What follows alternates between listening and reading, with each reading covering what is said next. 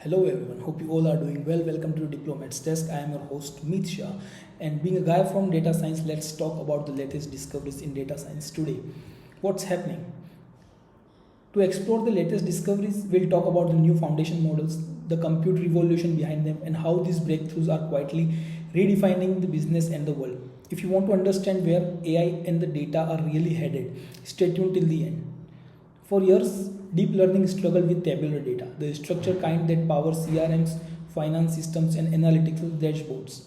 But in 2025, everything changed with TabPFN, a transformer-based prior data fitted network. It's trained on millions of synthetic tasks. So instead of learning during training, it predicts instantly by conditioning on the data at inference time.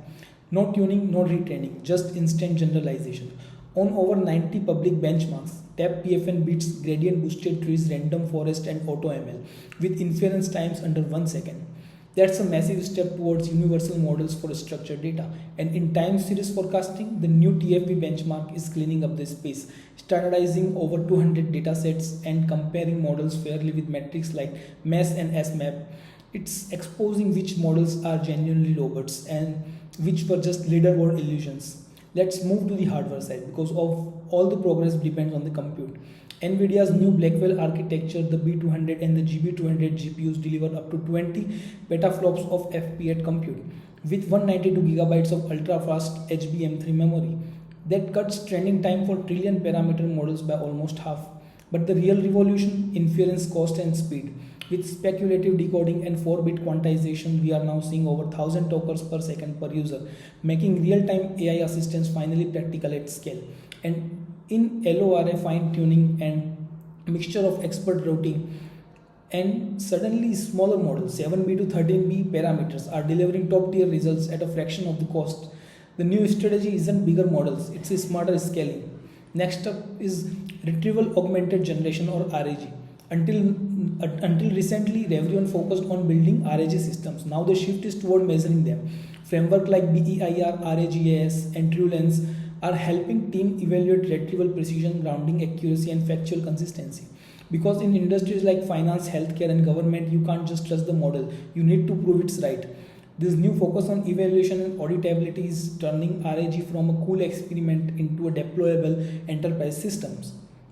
Now let's talk about the adoption. A 2025 MIT study found that 95% of Gen AI pilots show no measurable impact, not because models are bad, but because workflows are not redesigned for them. The 5% that succeeded do two things differently. They embed AI into data pipelines, not as a side tool, and they measure real metrics, latency, confidence, accuracy, not just engagement or novelty. In other words, it's not about the size of the model, it's about the architecture of the workflow. Meanwhile, governance is catching up fast. The EU AI Act goes live in August 2025 for general purpose models, and stricter compliance rules follows in 2026.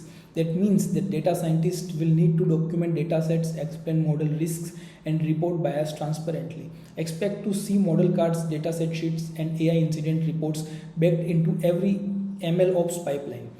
Data science is maturing. It's becoming responsible, auditable, and accountable.